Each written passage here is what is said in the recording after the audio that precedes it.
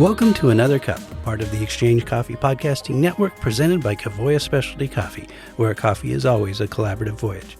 Another Cup is devoted to conversations with suppliers, customers, and all the relationships in between. In episode 11, Kavoya senior coffee trader Todd Mackey talks with coffee trader Josh Marsceau. Josh, I'm going to get right to it. What is your job? Okay, so right now my title is trader and QC manager, but the QC manager part is going to be no longer pretty soon. Whoa. Yeah, that's a big step, big change. Change is a-coming. It's changes is a good thing. I think. Yeah, that's right. So things that you love about being a trader. Well, I mean, I think I know these coffees so well over the years after being in quality control. So it's like pretty easy thing to talk about. It's a natural conversation that I can get into with my customers and just easily talk about all the coffees that I love and have been working with throughout the years. Yeah, talking about the coffees like the old friends they are to you. That's awesome. Mm-hmm. What's another thing that you love about what we do as traders week to week? I mean, I love the interaction that I have with all the roasters that I work with. Mm-hmm. I've made some really cool connections with a lot of different peoples. So I think that just being able to interact daily, weekly, talk about what's coming in, talk about what they love, talk about what I'm excited about, just the ins and outs of all of that, all the moving pieces. It's there's a lot of complexity. There's a lot of tedious work involved that I really I like all that. I like all the details. And then I like the conversation around coffee. I mean, you can take that all the way back to my start in coffee when I was a barista in family coffee shop where, we were just talking about coffee and customers would come in and we'd talk about what was tasting good or the shots are pulling great or we just got this cool natural and, so that's still happening to this day. I've been in coffee for almost 20 years now, so still having that conversation just in a different kind of forum. Yeah, no, that's awesome. Just having such a foundation in QC, I have a really close relationship with the QC team in the QC department, and they're kind of like family in a way. Everybody's kind of like family here, but a lot of fun and in that kind of family type of way because we've been working together for such a long time. Yeah. Well, and I imagine that immediately what comes to mind is like everyone's standing around the table after you've broken the cups, but while they're still too hot. Yeah. And you're like, oh, well, we have to talk about something. Yeah, definitely. We talk about all kinds of things. And I think it always kind of comes around to food because I think, that kind of goes hand in hand too with quality control and cupping coffees and tasting things. It's like you're just naturally interested in flavors in general. And we love to talk about food. Yeah. Give us, give the listeners here a little bit more of a taste of how you got to where you are. I mean, how and why coffee in the beginning and what's kept you here for 20 years? Yeah, like basically my story, I just kind of naturally fell into coffee. In my 20s, I was kind of looking for what I was going to do with my life and kind of wandering and searching a little bit.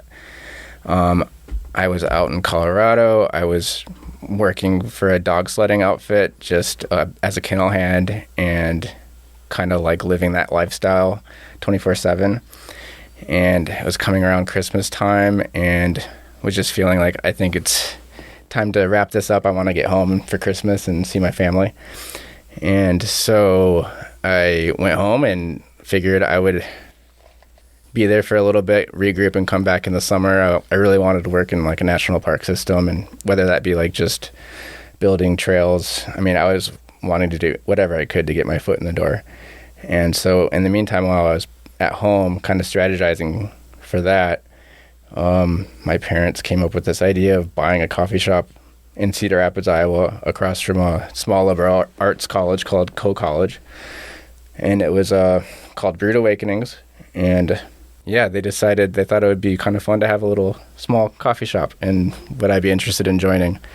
And I said, yeah, I'll do it through the summer. It sounds like fun. I mean, I liked coffee. I didn't know that much about coffee other than I was just getting into it. Mm-hmm. And so I liked the idea of doing that. And so I said, okay, let's go ahead and do it. I think you're slightly crazy for wanting to do this, but I'll get in and help with it.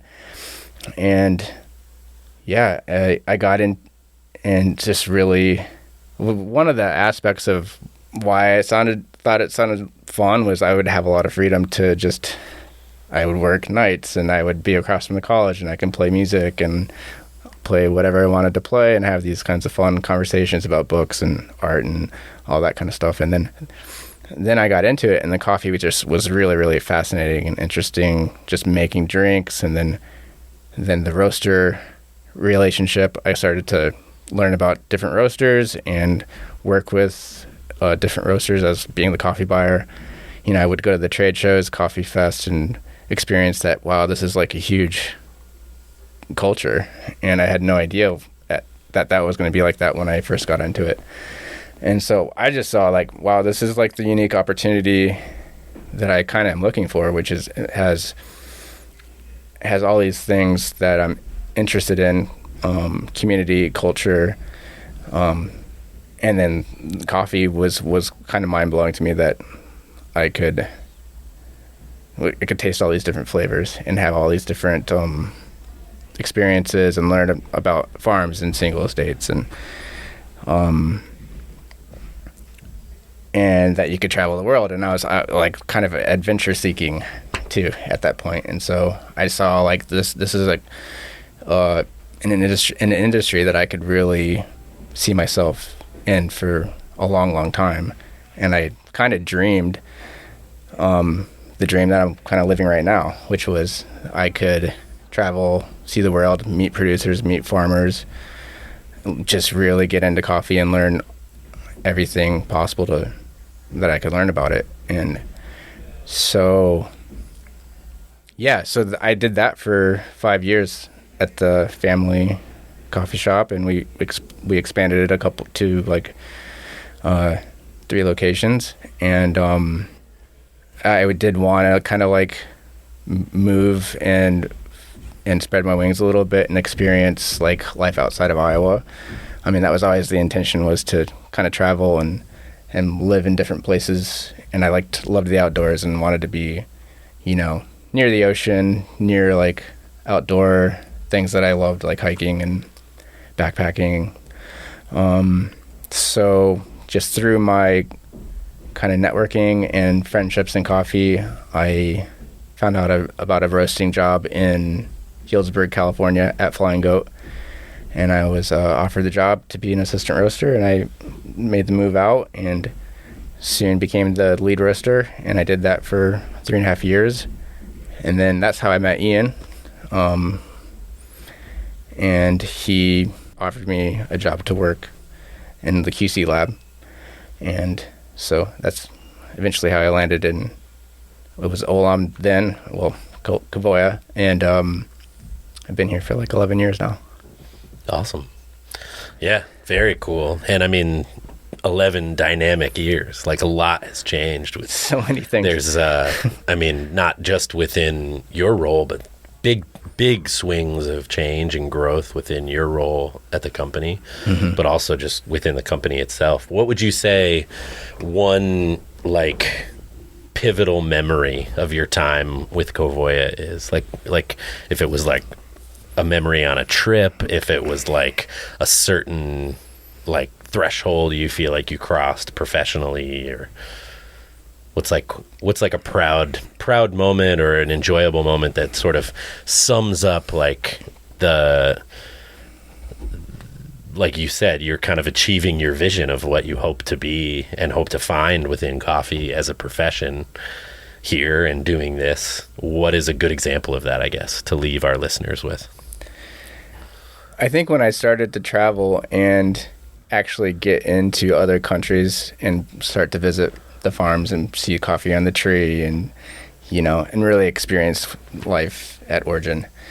And really it was, I think the highlights were when you and I did those sensory summits. Those what did we call those back then? Yeah, I mean, it was like a quality summit. Quality summit. Yeah. Yeah, and we did 3 in a year, and it was awesome. epic. That was like, that was.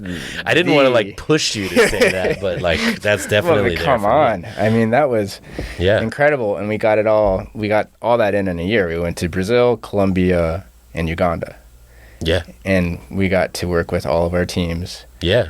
Yeah, we basically to give everyone a sense of what it was, we wanted to work with cuppers that were the first ones tasting the coffee when it was still parchment or cherry or whatever. We wanted to cup with them all together regionally. So I think the first trip was Uganda, wasn't it? That was the first trip, was East Africa. And we brought together like our frontline cuppers from Uganda, from Tanzania, Burundi, Ethiopia and Zambia, yep. and held multiple days of cupping where we essentially calibrated. And we were able to sort of demonstrate, hey, for specialty, for the business we're building, this is what quality means for this purpose and that other purpose. And but yeah, that was incredible. Yeah, the memory of staying at Sippy Falls Lodge on your birthday. That's right. I say this all the time. It's funny. We were FaceTiming my kids last night, and talking about being just at the base of Sippy Falls at this awesome lodge in these huts. No refrigeration, so I had towed in like American IPAs. We drank them warm. Yeah. But yeah, those memories are so special for me too. That's awesome. Yeah, I mean, that's such a great memory, and I had no clue that you were going to do that either. And so, I mean, I didn't even think I mentioned it was my birthday. You didn't. Ian told me. Ian told me, and I had spent time with you, and you had, even prior to me joining the company, you had, when we crossed paths at the Q and then at Roasters Guild, and I mean, you always made me feel so welcome with you. And when I did work out on the West Coast, I mean, you made me feel so at home. But yeah, Ian tipped me off, so I was able to get some cool East Coast beers and surprise you. That was fun. Yeah, it was incredible. I mean, that's one of my favorite. When I look back, I always say that's maybe one of the wildest places I've been and one of the most fun trips I've ever been on. Yeah, absolutely. Yeah, those were formative moments, to say the least. That's awesome. Well, any other thoughts or reflections you'd like to give to our listeners on who you are and what you want to do? Thoughts on 2025? What you're going to bring to everybody? I think like more of the same. Like, I don't know. I love what I do. I mean, I think that's the thing I can say the most is I put it all together. I fit it all together, like all my years into coffee, and it all just fits together. And I'm just thrilled to be here and still in coffee and having grown so much and still like never have really lost my vision on any of this. And it's really all about just love for coffee, love for the experience, and then just the connection with people, relationships that can be made and cultivated. It's truly a global community, and I really love every part of it. And so I guess I would just say, yeah, more of the same. I'm just so enthusiastic just to be a part of it, and the future being unknown, and I have no idea who I'm going to come across in the future and what kind of conversations I'm going to have, but I'm excited at that at that mystery. And like every day is a new day, That's and right. So every day is a new gift, and that's really how I'm looking at it. So just that, just happy to be here, and just happy to be doing something that I love. Yeah, man. Couldn't be a better answer.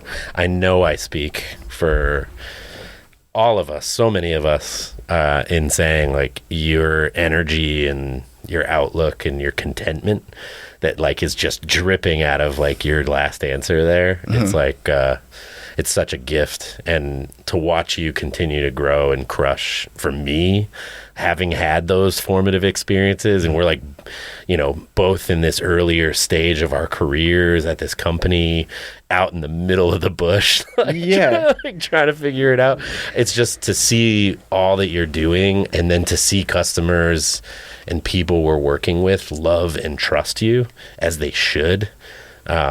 For me, and I know for the rest of us, like, we're so grateful. It's so satisfying to see. And yeah, 2025 is going to crush. Let's go. Seriously. And to piggyback on that is just like you and I have like bonded so much throughout the years, like from the beginning, from the Q grading thing where, you know, I didn't pass all of my tests, but when I did pass my retake, you're the first person I told. It's awesome. And then that everything has kind of evolved into this, and that we've been coworkers for such a long time, and that we've had all these experiences all over the world and lots of long car rides. Oh yeah. And yeah, I mean, this is what it's all about. Dried corn off the husk at the mouth of the Nile. Let's go. Jackfruit. Yeah. Oh yeah. In the trunk. All the weird stuff. Well, that's awesome. Thank you for taking the time, Josh. Yeah, of course. Thank you. Appreciate you, bud. You too.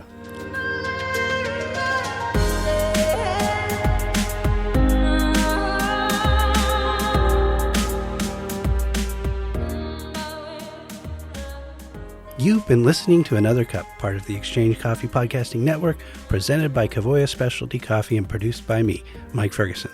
Our free use theme music for this episode is Africa by Cyberwave Orchestra. Remember, you can always email me at mike.ferguson@kavoya.com. And as always, thanks for listening. Unfortunately.